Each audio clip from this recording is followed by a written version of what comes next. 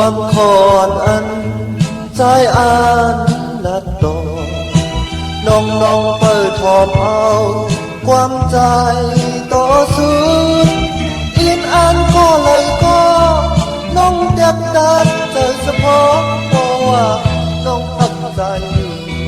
ได้ถือ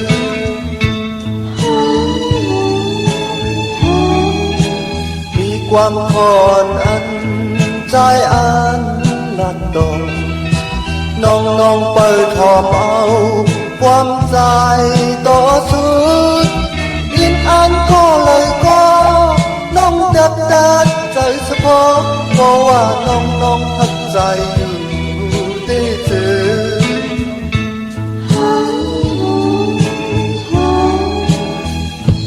ก็อันนี้ก็มากมายบอกแน่ให้ใจน้องหักอย่าปีมีความจำต้องสายหอหักตาสู้อำใจเลียนก้อยหักดีหักอำว่าอันลืมสู่น้องสายเมาหักน้องเดียวจองลางจึงไหน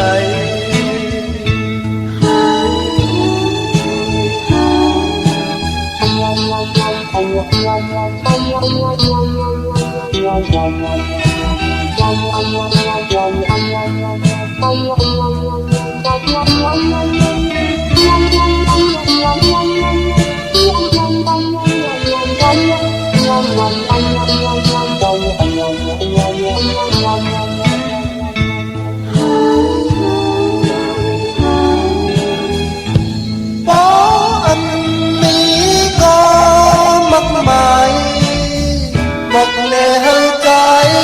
หูลือคำน้องหักอย่าปีมีความจำต้องใจเฮาหักตาสู้อำใจเลียนกุยหักดีหักอำว่าอันลืมสู่น้องใจเมาหักงองเตี้ยวจงลาจึงไหน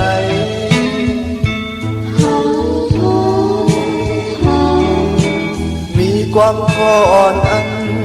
ใจอ่านและตอน้องเปิดทอมเอาความใจต่อสู้ยินอ่านก็เลยก็น้องดัดใจเฉพาะก็ว่า